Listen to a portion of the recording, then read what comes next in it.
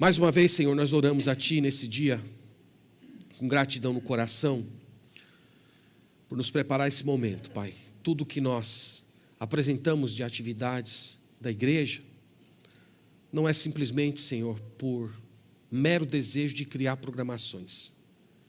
Nós queremos aproveitar todas as oportunidades para engrandecer o Teu nome através da exposição da Tua palavra e também promover uma comunhão cristã entre nós.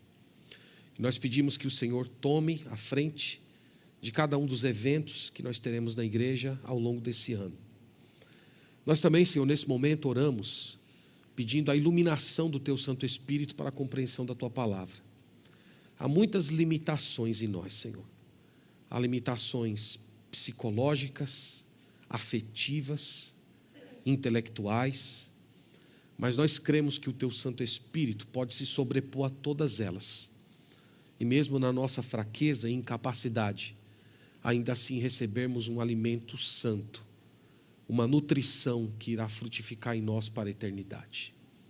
Nos ajude, Pai, nesse momento, livra-nos das distrações, para que o nosso coração seja completamente Teu, enquanto lemos a Sagrada Escritura. Pedimos isso no nome de Jesus. Amém.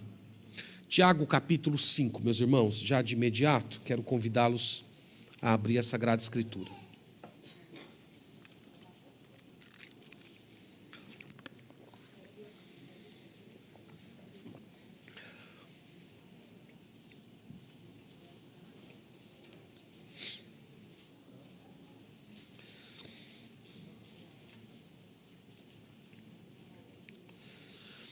Na semana passada, nós começamos a olhar esse capítulo 5, e nós vimos, irmãos, que no primeiro parágrafo, Tiago lança uma palavra de condenação aos ricos.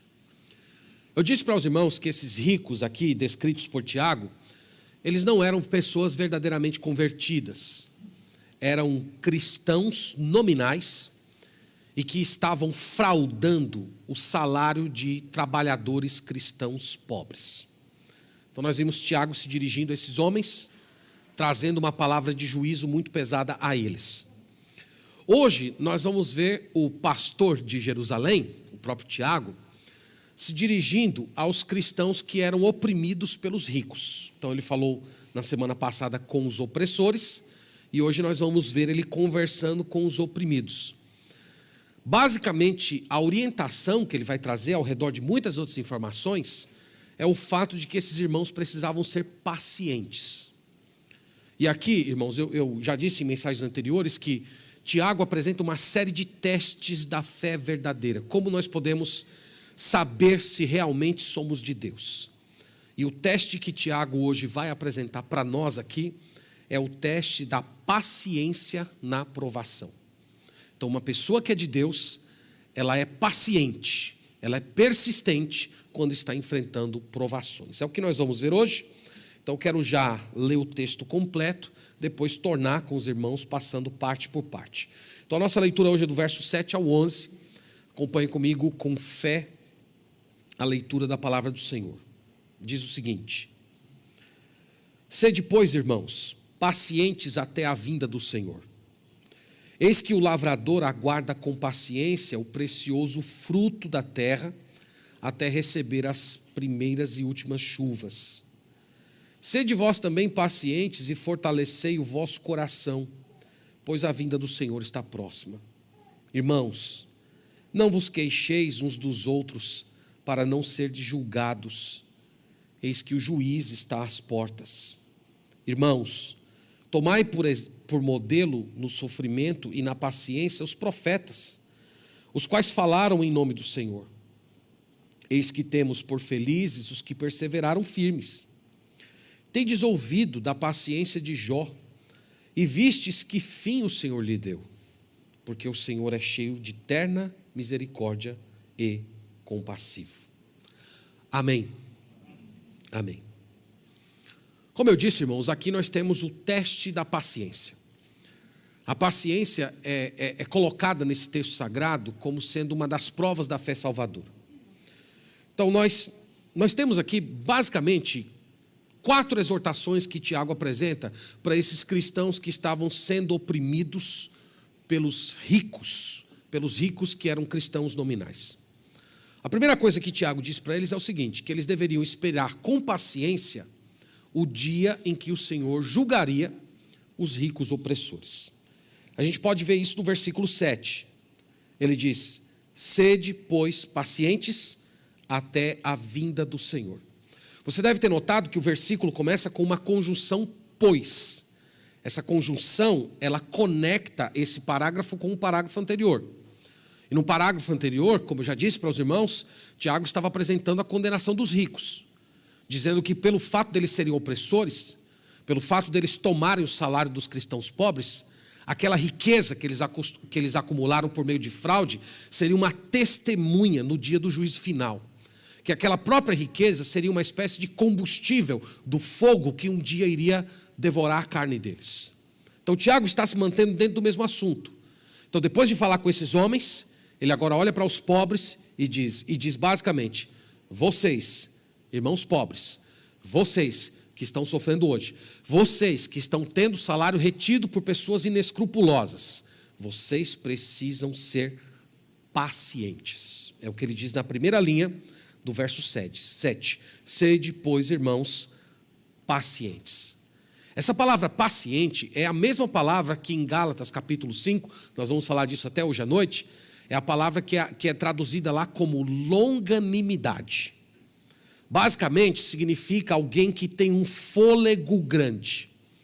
Essa palavra ela traz a ideia de um atleta que está no meio de uma corrida, mas mesmo já com pouco fôlego, já muito cansado, ele ainda persiste até terminar a sua corrida. Essa é a ideia.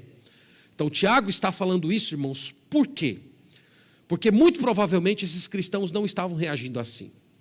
Os irmãos sabem que quando uma pessoa vem sendo constantemente fraudada, enganada, quando uma pessoa vem sendo constantemente maltratada, é normal que ela se torne impaciente, é normal que ela comece a cultivar no seu coração raiva, desejo de vingança. Então é por isso que Tiago está levando essa palavra para esses irmãos. Essa é a única maneira de proteger o coração deles. Essa era a única maneira deles não serem consumidos por raiva e por desejo de vingança. Eles deveriam cultivar a paciência cristã. A paciência cristã iria fazê-los esperar em Deus. A paciência cristã iria guardar o coração deles de maus sentimentos. A partir dessa fala aqui de Tiago, nós podemos depreender uma definição de paciência cristã. Então, a partir desse texto, nós podemos concluir que paciência cristã é você suportar quem lhe maltrata sem dar lugar à raiva ou à vingança. Essa é a paciência cristã. Essa é a paciência que por Paulo, lá em Gálatas 5, é chamada de o fruto do Espírito. É você suportar, é você se resignar diante de quem te maltrata, sem guardar no seu coração raiva e protegendo você da vingança. Veja que Tiago estabelece um tempo até quando eles deveriam manter o fôlego da paciência. Ele fala, sede, pois, irmãos, pacientes até a vinda do Senhor. Então, havia um tempo, há uma linha de chegada, onde eles não precisariam mais ter paciência. Seria até a vinda do Senhor. A palavra vinda do Senhor aqui é a palavra parousia. Se você nunca ouviu essa palavra, é muito importante você aprender essa palavra, porque essa é uma das palavras mais importantes do Novo Testamento, usada para descrever a segunda vinda do Senhor Jesus Cristo. Nós estamos aguardando a parousia de Cristo. Nós estamos aguardando não somente a vinda de Cristo, nós estamos aguardando a chegada dele, o estabelecimento dele nesse mundo. Essa palavra é usada em Mateus 24, quando os discípulos olham lá para Jesus, Senhor, quando será o tempo em que essas coisas vão acontecer? Quando será o tempo da tua vinda? Ali a palavra é chegada. Então nós não estamos aguardando uma visita de Jesus. Nós estamos aguardando o Jesus que vem para ficar. Então, o que Tiago deseja aqui trabalhar na mente desses irmãos? Ele deseja basicamente mostrar para eles que eles deveriam manter essa resistência, manter essa paciência diante do Senhor, até o momento em que Cristo viesse. Quando Cristo viesse, o tribunal deles seria instaurado e aquele julgamento severo, terrível contra esses ricos hipócritas seria finalmente instaurado e a justiça seria feita. Veja que Tiago, ele fortalece essa imagem de paciência, recompensa, com uma ilustração no verso 7, que era muito comum ao homem do primeiro século. Veja aí comigo. Estou lendo a segunda linha do verso 7, ele fala: eis que o lavrador aguarda com paciência o precioso fruto da terra, até receber as primeiras e as últimas chuvas. Então, a imagem aqui, irmãos, é do lavrador paciente. Então, o lavrador é aquela pessoa que precisa, meio que esperançosamente, aguardar por recursos que estão fora dele. Ele tem um trabalho que ele precisa realizar, mas depois ele precisa sentar e pacientemente aguardar a providência de Deus. Ele fala aqui do lavrador que aguardava as primeiras e as últimas chuvas. Eles plantavam normalmente, irmãos, no mês de outubro, novembro, durante o outono de Israel. Era a época que apareciam as primeiras chuvas. Você já deve ter visto no Antigo Testamento a expressão de chuva temporã. Então, a chuva temporã eram as primeiras chuvas. Elas eram aguardadas para fazer a terra germinar. E eles trabalhavam ali naquela terra e ficavam aguardando essas chuvas. Depois havia uma outra estação de chuvas, só em abril e maio, a chamada chuva serôdia. Você também já deve ter visto essa expressão no Antigo Testamento. Então essas chuvas, elas traziam a maturidade para os frutos, e aí eles podiam se alegrar e participar da colheita. Então note, irmãos, que Tiago está evocando essa imagem tão comum da época deles para dizer assim, que o lavrador, ele ficava pacientemente 5 meses aguardando a providência de Deus através da chuva. Eles ficavam aguardando a visitação de Deus. Eles ficavam aguardando que Deus interviesse a situação e eles então pudessem colher os frutos. Então, o Tiago aqui, ele está trazendo 2 ideias. Primeiro, ele está trazendo a ideia de uma justiça que será feita. Ele já falou isso. Vocês devem ser pacientes até a vinda do Senhor. Deus vai fazer justiça por vocês. Mas do outro lado, Tiago também está mostrando para eles que haverá recompensa. Vocês vão colher os frutos da paciência. Vocês vão esperar, vocês vão sofrer, vocês vão aguardar uma providência que muitas vezes parece silenciosa, mas os frutos chegarão. Vai chegar o dia em que a paciência de vocês será devidamente recompensada. Então isso era uma fala contra os ricos, mostrando que seria certa a punição deles, mas era também uma fala de esperança para esses irmãos que estavam sofrendo. Eles precisavam saber disso, que Deus recompensa aquelas pessoas que esperam pacientemente nele, mesmo quando são maltratadas. No verso 8, meus irmãos, ele conclui a ilustração, reforçando a ideia anterior, dizendo o seguinte: sede vós também pacientes, que é aquela ideia que nós já falamos, do ânimo longo. Segundo, ele diz: e fortalecei o vosso coração. Fortalecer o coração aqui é você ter o coração resoluto, é você ter o coração focado, é você ter o coração corajoso.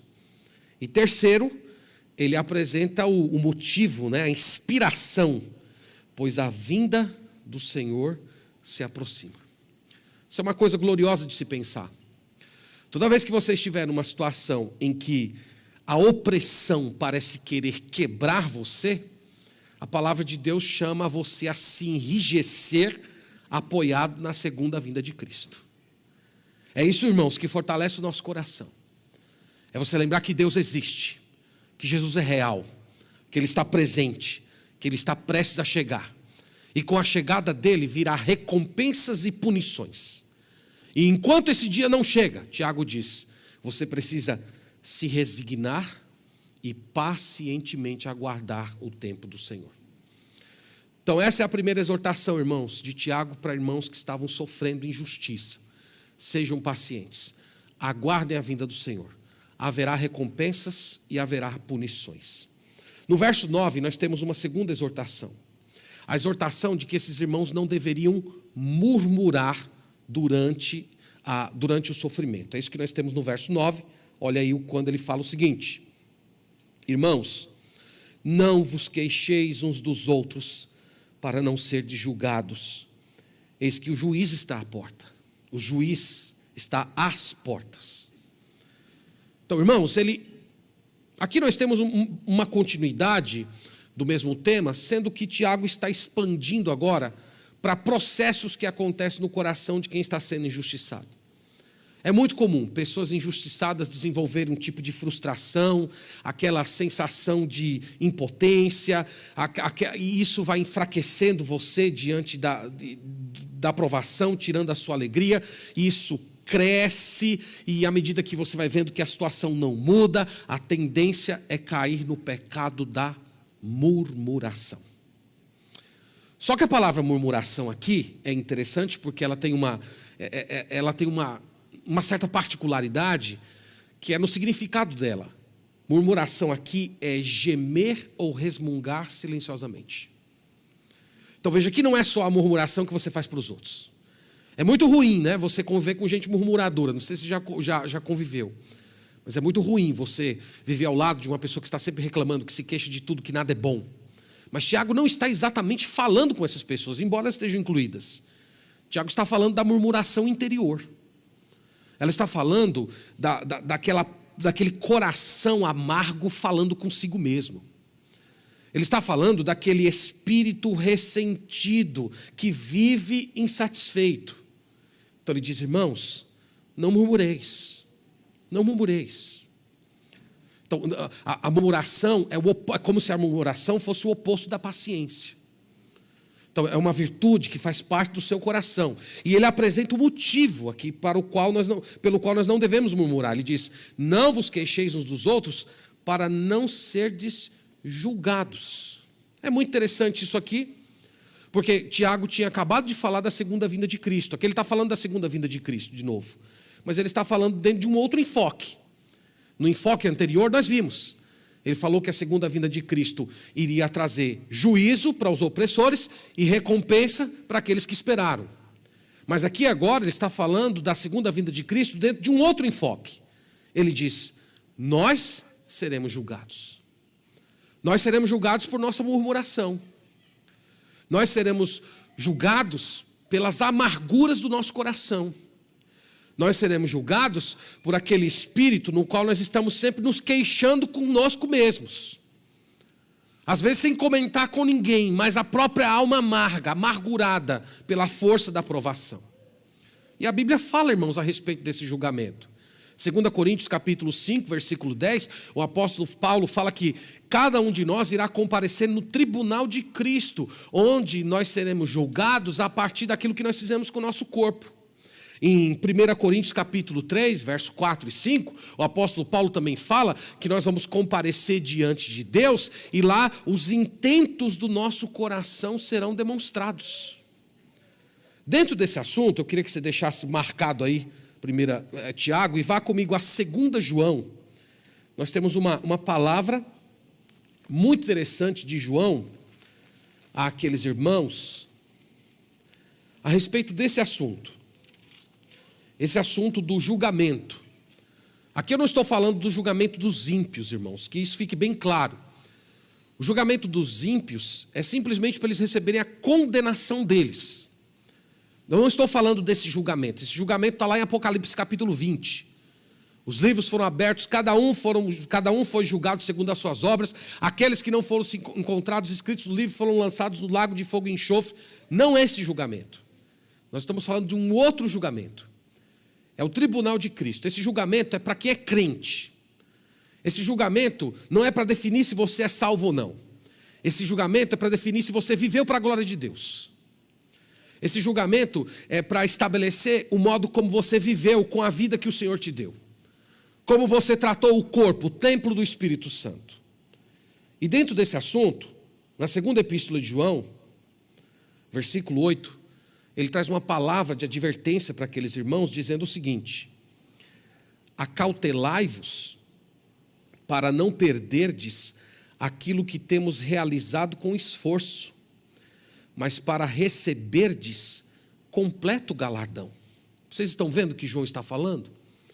João está falando que a postura daqueles irmãos, o contexto aqui é o contexto dos falsos mestres, a relação desses irmãos com os falsos mestres poderia fazer com que eles perdessem galardões, eles perdessem as premiações. Nós não sabemos definir direito o que é galardão na Bíblia, nós não temos informações muito concretas a respeito disso. A Bíblia fala de coroas, de presentes. Nós não temos informações corretas, mas o fato é que há certas bênçãos que Deus tem reservado para o seu povo no futuro, e essas bênçãos podem ser perdidas agora. Então, eu entendo que isso aqui ajuda a gente a compreender o que Tiago está falando. Irmãos, não murmureis para vocês não serem julgados. Não murmurem. Se vocês murmurarem, vocês não estão agindo com paciência. Se vocês não agirem com paciência, vocês não receberão as recompensas daquelas pessoas que se resignam durante as tribulações. Em Apocalipse 22, versículo 12, Jesus fala que Ele está vindo, Ele está trazendo com Ele o galardão para premiar todos aqueles que andaram com Ele.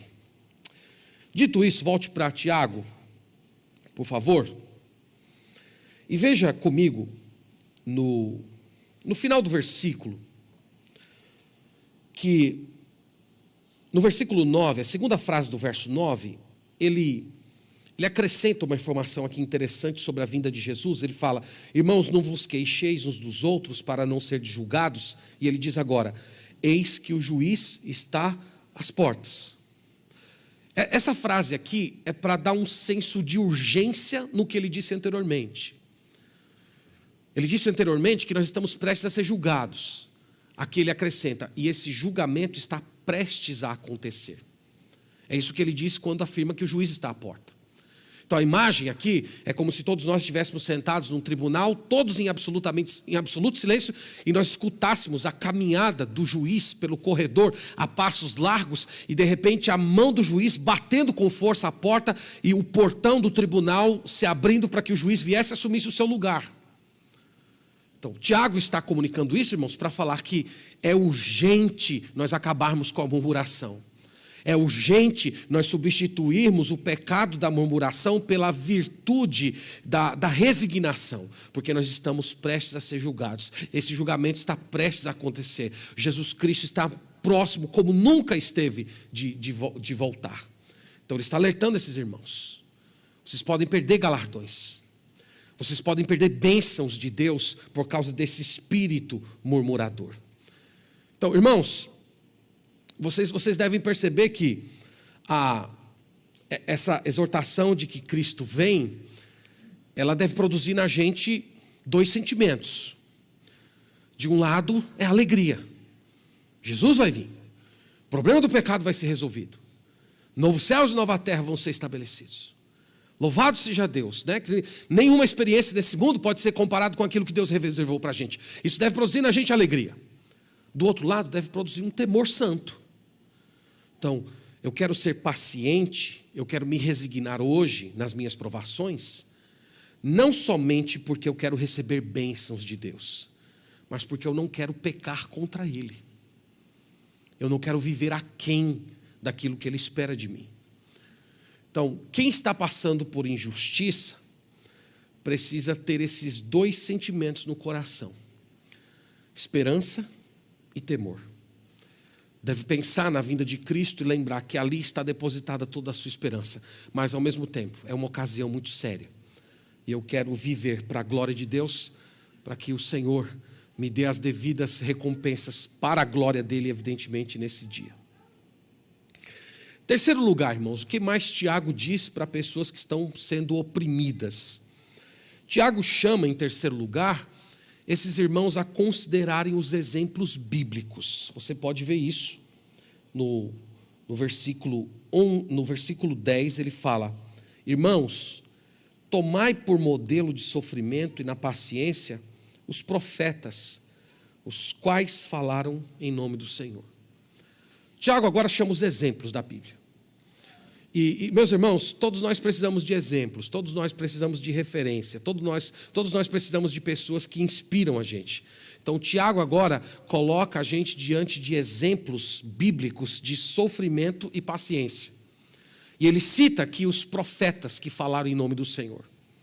É como ele estivesse dizendo: consulte a Sagrada Escritura, e lá você vai ver uma galeria de profetas que foram exemplos de paciência e sofrimento. Ele não cita nenhum nome específico, mas você que já leu o Antigo Testamento sabe que não faltam exemplos. Nós poderíamos citar o profeta Elias, ameaçado de morte por gente poderosa, solidão, ora sustentado por corvos, ora sustentado por viúva pobre, lidando com um povo que havia se curvado diante de Baal. Nós poderíamos lembrar de Jeremias, odiado, perseguido, preso, jogado em uma cisterna com lama até a altura da cintura. Nós poderíamos lembrar Ezequiel. Ezequiel era um homem, irmãos, profundamente apaixonado pela esposa dele. E Deus um dia apareceu para ele e disse assim: eu vou tirar de você a delícia da sua vida, e você não vai poder se casar novamente. E Deus foi lá e tirou a vida da mulher dele. E aquele homem carregava uma dor terrível de luto no seu coração. E aquela dor era fundamental para ele exercer o seu ofício de profeta. É como se ele estivesse sentindo a própria dor que o Deus Todo-Poderoso estava sentindo no seu relacionamento com Israel. Nós temos o profeta Oséias. Deus diz para ele: vai lá, se casa com uma prostituta, ela vai te trair. E quando você sentir a dor da infidelidade daquela mulher, você vai ter um pouco da consciência da dor que eu estou sentindo diante da infidelidade de Israel a mim. Exemplos de paciência, exemplos de sofrimento. Nós temos Moisés, com aquele povo incrédulo de Israel no deserto. Nós temos o próprio Davi, anos e anos sendo perseguido por Saul, passando de caverna em caverna. Quando você vai para o Novo Testamento, nós temos em Hebreus 11, aqueles heróis da fé, que a Bíblia fala de pessoas cerradas ao meio, vestidas com peles de animais, pessoas, irmãos, que viviam em covas e cavernas para escapar da morte. Que galeria maravilhosa nós temos, irmãos, de exemplos de pessoas de fé, de paciência, de perseverança e que esperaram no Senhor. E sabe o que o Tiago está dizendo? Essas pessoas são a nossa fonte de inspiração. Essas pessoas são os nossos exemplos. Esses aqui, irmãos, são os nossos heróis. Tá? Os jovens aí, adolescentes, olha, aqui, Homem de Ferro, Capitão América, Homem-Aranha, Universo DC, isso aqui é fichinha perto desses homens aqui. Esses aqui são os heróis do povo de Deus. São aquelas pessoas, irmãos, que receberam a porção de sofrimento que o Senhor lhes deu e eles simplesmente se resignaram. Eles esperaram com paciência, sentindo na pele, sentindo física, emocionalmente, toda a dor da providência dura com a qual o Senhor as visitou. E Tiago está dizendo: visite esses exemplos, olhe para essas pessoas, se inspirem nessas pessoas. Vocês verão que vale a pena ser paciente durante a tribulação. No verso 11, ele fala algo interessante sobre esses homens, que nós acreditamos, mas às vezes não acreditamos muito quando diz respeito a nós. Mas veja o que ele diz na primeira linha do verso 11, ele fala: eis que temos por felizes os que perseveraram firmes. Isso, irmãos, não é verdade? Todos nós consideramos pessoas bem-aventuradas aquelas que perseveram com paciência. Quando você olha uma pessoa que suporta o sofrimento sem murmurar, sem blasfemar, sem se ressentir por Deus, que recebe ali a sua porção de dor e não reclama, vive para a glória de Deus, até frutifica naquela condição. Quando nós olhamos para uma pessoa desse tipo, o que é que normalmente dizemos? Que pessoa abençoada. Não é verdade? Então Tiago está dizendo isso. Essas são as pessoas mais felizes. Essas pessoas são as pessoas mais bem-aventuradas que existem. E aqui, irmãos, nós aprendemos algo sobre a bênção de Deus. Grave bem isso no seu coração. Bênção de Deus não vem apenas para você realizar grandes coisas. Bênçãos de Deus vêm para você suportar grandes fardos. Então não é só para você fazer e realizar grandes coisas na obra do Senhor. Mas é para ver, às vezes, você carregar uma porção terrível de sofrimento. A bênção de Deus também vem para isso. E no verso 11, a segunda parte dele, Tiago nos coloca diante do maior sofredor do Antigo Testamento, que todos vocês sabem muito bem quem é. Ele fala assim: tendes ouvido da paciência de Jó, e vistes o fim que o Senhor lhe deu. E eu gosto, irmãos, particularmente do fato dele ter mencionado Jó. Veja que ele primeiro falou de uma forma geral de todos os profetas, e depois ele particularizou na figura de Jó. E eu gosto disso, porque vocês sabem que a paciência de Jó, ela não foi aquela postura passiva. Nós poderíamos dizer assim, que a paciência de Jó, ela foi energicamente ativa. Porque ele questionou, ele protestou, ele argumentou, ele chorou, ele discutiu com Deus. Mas o fato é que ele nunca abandonou a sua fé no Senhor, embora não compreendesse a razão do seu sofrimento. Então é maravilhoso ele citar Jó. Isso é uma fonte de consolo para a gente. É para mostrar que você pode ter a virtude, o fruto do Espírito, da paciência, mas ainda assim, isso significar que internamente você pode estar lutando com Deus. Você está lá querendo compreender, às vezes até com os seus sentimentos bagunçados, mas essa paciência se expressa no fato de que você nunca vai dar as costas para o Senhor, que você nunca vai deixar de orar a Ele, que você vai continuar buscando nele tudo aquilo que você precisa, todo o recurso necessário para continuar. E ele diz: vocês conhecem a história de Jó. Jó derrotou Satanás através da paciência dele. Ele diz ainda que e vistes o fim que o Senhor lhe deu. A palavra fim aqui é uma palavra importante na Bíblia, é a palavra propósito. Então Tiago está dizendo, vocês viram o propósito de Deus na história daquele homem. O propósito de Deus envolvia testar a profundidade da fé dele. O propósito de Deus incluía fazer com que ele tivesse uma percepção de Deus como ele nunca teve ao longo da sua vida. Antes eu te conhecia só de ouvir, mas agora os meus olhos te veem. O propósito de Deus era envergonhar Satanás e no final de tudo aumentar a bênção do próprio Jó. Então Deus está fazendo isso. Então o autor saca Jó e coloca Jó diante dos sofredores para dizer isso.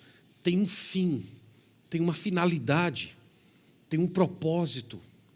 Deus está realizando algo em nós antes de fazer algo através de nós. Então, irmãos, esse é o convite para os irmãos sofredores. Sigam os exemplos. Os exemplos colocados na Bíblia são as inspirações para a gente de sofrimento e perseverança. Em quarto lugar, Tiago chama esses irmãos a considerar o caráter de Deus. Veja que isso está na última frase do verso 11, quando ele declara assim: porque o Senhor é cheio de terna misericórdia e compassivo. Essa frase, irmãos, ela é absolutamente importante. Porque vocês sabem que na obscuridade da provação, às vezes somos tentados a questionar o caráter de Deus. O Senhor está aqui, o Senhor está comigo, o Senhor me ama. Será que o Senhor é essa pessoa mesmo que eu tenho acreditado ao longo dos anos? Nessas horas é fundamental você recordar o caráter do Deus a quem você serve. E ele descreve aqui o caráter de Deus como cheio de terna misericórdia e compassivo. Essa expressão, terna misericórdia, significa literalmente que Deus é muito intestinal. Para a gente é meio esquisito isso, né? Mas para o homem oriental, o centro das emoções está na barriga. Nós usamos um pouco disso, né? Quando falamos, me deu um frio na barriga. Então, Para o homem oriental, o centro das emoções está na barriga. Né? Quando um homem oriental está apaixonado, ele olha para a mulher e diz assim: as minhas tripas estão revirando por você. São muito românticos, né, os homens orientais. Então, quando ele fala aqui que Deus é muito intestinal, ele está querendo dizer assim, que Deus é emotivo. Que Deus de fato sente, meus irmãos, o sofrimento do seu povo. O nosso Deus não é um Deus impassível. Ele não é um Deus distante. Ele não é um Deus que não se relaciona. Ele não é alguém que assiste friamente do outro lado, da outra dimensão da existência, aqueles que estão vivendo para Ele aqui nesse mundo sofrendo. Não, Deus não é assim. Deus é cheio de compaixão. Deus sente profundamente a dor dos seus filhos. Você não acha que essa é uma boa recordação para os dias de aflição? Você não acha? Então, naqueles dias em que há profundas dores na sua alma, dores emocionais, dores no corpo, você poder dobrar o seu joelho e se consolar com essa ideia: eu sei que o meu Deus sabe o que eu estou passando. E Ele não sabe apenas intelectualmente falando, Ele sabe no sentido de sentir. Ele sente a dor que eu estou carregando também. Esse é o nosso Deus, irmãos. Ele é um Deus que se emociona. Ele é um Deus que se envolve. Ele é um Deus que sente profundamente todas as dores que são infligidas sobre o seu povo. Então, isso é um bom consolo de Deus para a gente. Então, sintetizando aqui o que nós vimos, irmãos, Tiago está falando com crentes injustiçados por ricos opressores. E ele diz, em primeiro lugar, que esses irmãos deveriam ser pacientes. Que eles deveriam esperar a vinda do Senhor. No dia da vinda do Senhor, aquelas pessoas seriam julgadas. Eles receberiam recompensas do Senhor. Por outro lado, Tiago diz: não murmurem. Não murmurem. A murmuração mata a virtude da paciência. Não murmurem, porque vocês serão julgados também. Depois ele chama esses irmãos a considerar os exemplos, os profetas bíblicos, a própria pessoa de Jó. E por último ele apela: lembrem-se de quem é Deus. Deus é cheio de emoções boas. Deus possui um caráter compassivo. Quero passar aqui para algumas lições, irmãos, para a gente refletir a respeito delas e depois orar ao Senhor. Eu queria começar com uma palavra triste. Eu queria começar me dirigindo àquelas pessoas que ainda não entregaram a vida a Jesus. Eu queria, de uma forma bem direta, mas com contrição no coração, até orei por você que porventura esteja ouvindo isso. Mas o seu sofrimento não é uma aprovação divina. Não é, de acordo com a Escritura. O seu sofrimento não é para te aperfeiçoar. O teu sofrimento não é para trazer bênçãos maiores. Não, não é verdade. E volto a dizer, eu falo isso com tristeza. O sofrimento de quem não se converteu é um sinal de alerta. Sua dor é uma forma de um aviso. É como se fosse um sinal de que coisas piores estão por vir. A sua aprovação é uma pequena amostra da indignação de Deus. É como se fosse um alerta que tem uma coisa terrível te esperando, uma dor excruciante no futuro, que essa dor hoje nem se compara. Então, a sua dor é como se fosse um chamamento. É como se fosse Deus sacudindo você. Você precisa se arrepender dos seus pecados. Você precisa abandonar o mal. Você precisa dar as costas para a iniquidade. Senão, essa dor que você está padecendo hoje, ela vai se multiplicar em proporções eternas. E você vai sofrer uma ira interminável. Eu espero que Deus abra o seu coração para você entender isso com a sua alma. Eu espero que isso sirva para você de estímulo para consertar a sua situação com Deus ainda hoje. De curvar o seu joelho diante dele, se arrepender dos seus pecados, acreditar que Jesus Cristo morreu uma morte substitutiva, que Ele paga o preço das nossas transgressões, e a partir do momento que você se entregar para o Senhor Jesus Cristo, essas provações, elas vão ganhar uma dimensão diferente. Elas não serão mais meios de Deus alertar você para uma destruição futura, mas serão formas de você crescer, ser aperfeiçoado na caminhada cristã. Então considere isso, no nome do Senhor Jesus. Que Deus abra o seu coração para você acolher esse princípio com a sua alma. Segundo lugar, eu quero me dirigir a quem passou, está passando algum tipo de injustiça, com pessoas que estão lidando com profundas tribulações, seja familiar, financeira, trabalho, na saúde física, emocional, espiritual. Então esse texto foi escrito especialmente para você. E o que esse texto traz para você? Primeiro, esse texto traz um alerta. Na verdade, há 3 perigos que nós encontramos aqui, que pessoas que estão sofrendo podem ser vítimas. O primeiro perigo é o perigo da murmuração. É aquela amargura de alma que vai tornando a sua vida cada vez mais sombria. Então você precisa lidar com ela. Você não pode ficar desculpando o seu hábito de ficar se queixando. Você não pode fazer isso, porque isso faz mal para você. Você precisa tratar o seu hábito de queixa como sendo um pecado. Você não pode ficar justificando as suas erupções de retaliação. Você não pode fazer isso. Como se você dissesse assim, não, eu tenho direito, eu estou sendo injustiçado. Enquanto eu estava pensando nisso, eu me lembrei de Paulo, lá em Atos 23, quando ele aparece lá diante do Sinédrio, e ele começa a sua fala dizendo assim, eu sempre vivi em sinceridade diante de Deus. E alguém chega e toma a bufetada na cara dele, e ele olha lá para a autoridade e diz, Deus há de ferir-te, parede branqueada. Paulo pesou a mão. Logo em seguida falaram, você está insultando o sacerdote? Ele, meus irmãos, perdoe, eu não sabia que ele era sacerdote. O fato é que ele pesou a mão. Você não pode fazer isso. Você não pode ficar justificando a retaliação. Você não pode ficar também transferindo a sua frustração e a sua irritação para as outras pessoas. Para o seu cônjuge, para os seus filhos, para os seus irmãos, para os seus amigos. Lembre-se que é a sua porção. Foi Deus que te deu aquilo. Mesmo sendo uma injustiça, foi Deus que te deu.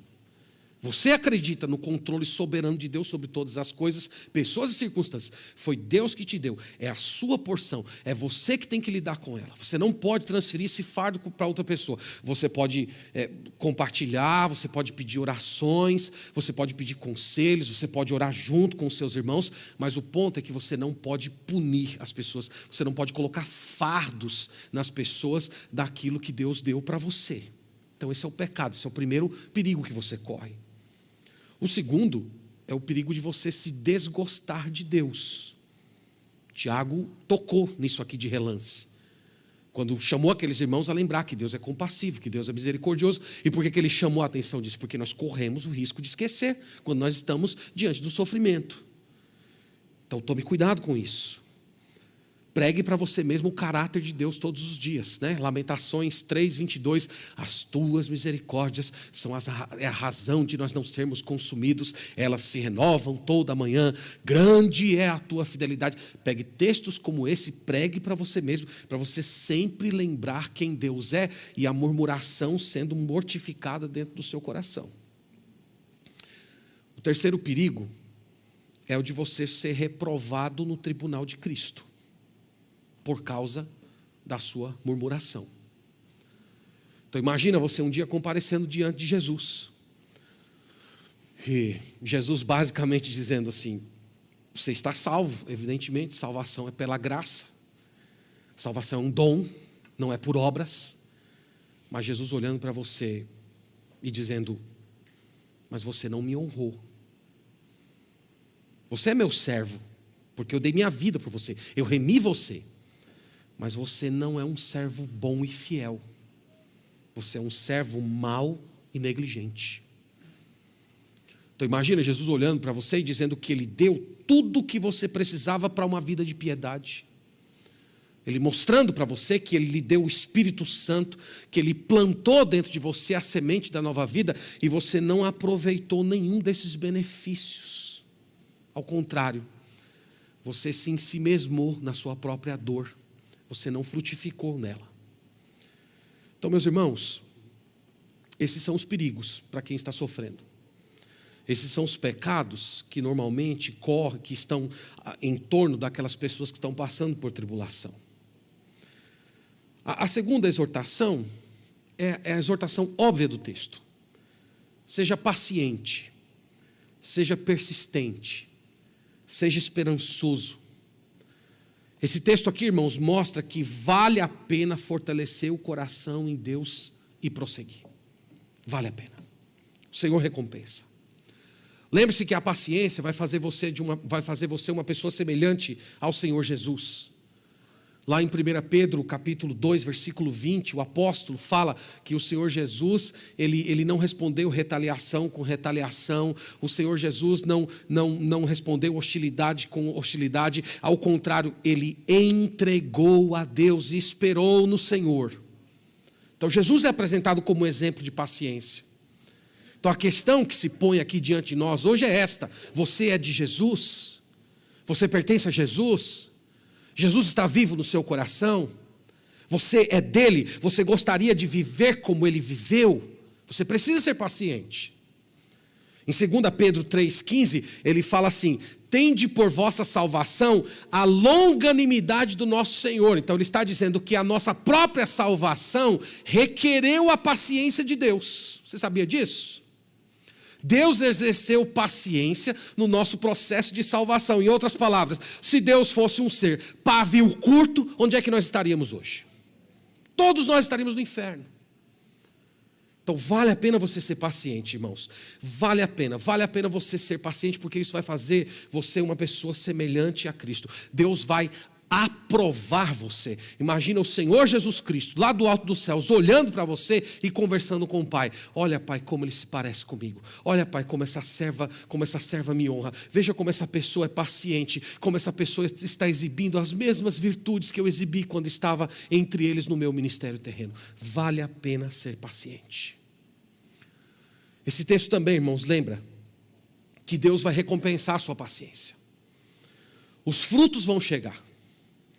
Vai haver na sua história, provavelmente, uma estação de estiagem, em que parece que tudo está seco, mas os frutos da recompensa de Deus haverão de chegar.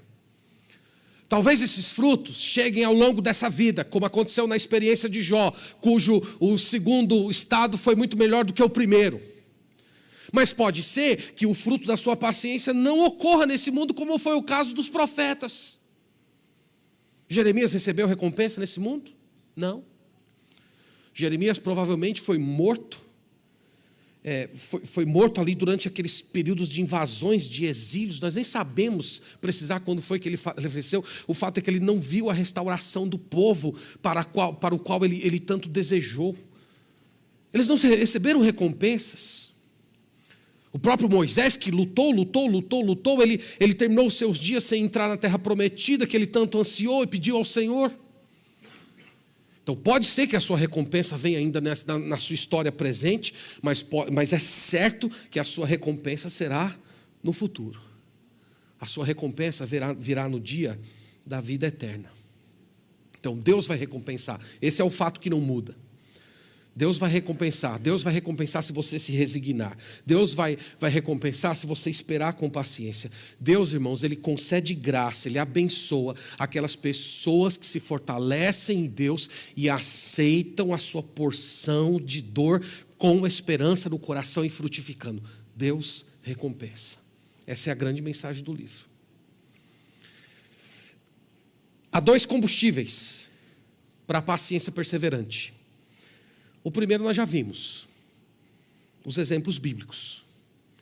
Então, se você está lutando com profundas provações, é hora de você dar uma lida ali no Antigo Testamento. Aproveita a leitura bíblica de um ano, dá uma parada na vida desses homens, os grandes homens de Deus do Antigo Testamento. Os heróis da fé de Hebreus capítulo 11. Se debruce, estude, ore, medite na vida desses homens. Olhe para você mesmo e diga: eu não sou melhor do que eles. Esses homens eram gigantes. Eu sou uma criança perto deles. e olha a vida que eles tiveram. Se debruce sobre a vida desses homens. Homens fracos, como nós também somos, mas que esperaram no Deus Todo-Poderoso e exerceram paciência e foram vencedores. Você vai ver isso na história desses homens. E o segundo combustível, e esse aqui eu vou dizer que é um combustível aditivado, é a segunda vinda de Cristo. 1 João capítulo 3, vá comigo até lá, por favor. Veja o efeito que a segunda vinda de Cristo produz no coração de quem é piedoso.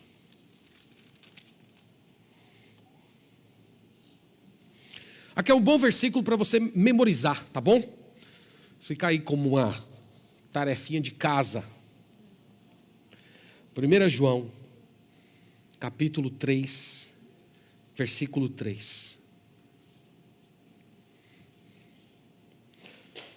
Ele diz: e assim mesmo se purifica todo o que nele tem essa esperança, assim como ele é puro.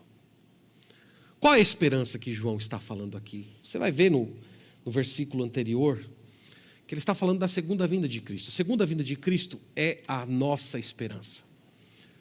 E ele diz: se você quer ser uma pessoa pura hoje, se você quer experimentar santificação, se você quer ver o poder do pecado sendo quebrado, amortecido na sua história, ele diz: olhe para essa esperança, cultive essa esperança. Então, quanto mais você olhar para a vinda de Cristo, quanto mais o seu coração pulsar pelo desejo de estar na presença de Deus, pelo dia em que Jesus Cristo vai chegar, pela parousia do nosso Salvador, ele diz: mais você será puro. Então isso aqui combina com o que o Tiago disse. Tiago disse: olha, vocês precisam considerar que a vinda do Senhor está próxima. Vocês precisam orientar a mente de vocês a partir desse princípio. Então, meus irmãos, há uma terra melhor, há um lugar melhor, há uma cidade bela, cujo construtor e sustentador é Deus. Então, nos dias em que você estiver com o coração sombrio, no dia em que você estiver com aquela sensação que as garras do mundo estão fincadas em você, que o inimigo parece querer destruir a sua história, olhe para o que o Senhor Jesus preparou. Paulo disse em Romanos 8 que eu tenho por certo que as aflições do tempo presente não podem ser comparadas com o peso de glória que há de ser revelado em nós. Então as provações, irmãos, elas nunca vão nos destruir. É importante você lembrar isso. A sua dor, a sua porção de sofrimento, a sua provação não vai te destruir, porque a destruição que toda a provação carrega embutida nela, já foi lançada sobre Jesus Cristo. E é por isso que as provações hoje nos aperfeiçoam. Porque esse veneno destruidor já foi fincado no nosso Salvador na cruz do Calvário. Então lance o teu cuidado sobre o Senhor, aquilo que está incomodando o seu coração. Vai até Ele e ore hoje e diga: Senhor, enche o meu coração de esperança. Enche o meu coração dessa resignação. Senhor, me dá essa paciência. Senhor, mata em mim o espírito murmurador, as erupções de vingança, a amargura. Mata essas coisas através da esperança da segunda vinda de Cristo. E Deus vai fazer uma grande obra em você. Você vai ser um bem-aventurado, como Tiago disse. E Deus vai recompensar todo o sofrimento que você padece nesse mundo. Que Deus nos abençoe, irmãos, que Ele nos faça ver com os olhos espirituais essas realidades, que você sinta desejo de experimentar isso aqui. Eu quero viver isso, eu quero que essa realidade aqui seja de fato a minha história. Vamos orar ao Senhor.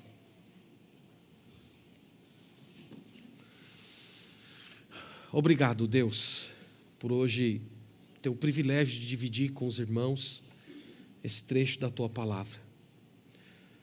Obrigado porque o Senhor está conosco. Obrigado, Senhor, por ser um Deus tão compassivo, um Deus que sente a nossa dor, que sabe precisamente tudo que nós enfrentamos. Muito obrigado, Senhor, por isso. Obrigado por ter tirado o aspecto de ira e destruição da nossa porção de tribulação, por Jesus Cristo ter recebido esse aguilhão da morte que faz parte de todo sofrimento. Muito obrigado, Senhor. E nos ajude hoje, Senhor, a nos resignar no dia da aflição, a termos esperança, a esperarmos no Senhor, a aguardarmos a Tua salvação, a fazermos isso, Senhor, de um modo sadio, frutífero, sem murmuração, espírito belicoso, acessos de raiva. Livra-nos, Senhor, desses pecados. Eles não particularizam aqueles que creem em Ti. E nos ajude, Pai, a termos sempre os nossos olhos voltados para a segunda vinda do nosso Salvador. Nós manifestamos hoje, Senhor, o desejo que o Senhor Jesus Cristo, o mais rápido possível, ultrapasse os portões desse mundo e invada esse nosso mundo com glória, com transformação, com vida eterna, com justiça. Visita, Senhor, esse mundo que está cada vez mais distante, em oposição e rebelde a Ti. Visita ele, Senhor, e venha se estabelecer entre nós, governar esse mundo, criando novos céus e nova terra, trazendo, Senhor, as recompensas, as quais nem sequer merecemos, mas o Senhor nos dá por Tua misericórdia infinita. Venha até nós, Senhor. E enquanto esse dia não acontece, permita que a nossa alma seja renovada em esperança todos os dias, olhando para esse dia, antecipando com o coração essa ocasião. Enche, ó Deus, o coração de todos nós de esperança. Eu oro, Senhor, de uma maneira particular, pelas pessoas que são injustiçadas, pelas pessoas que estão passando por graves aflições e não têm o que fazer no momento, que não têm a quem recorrer.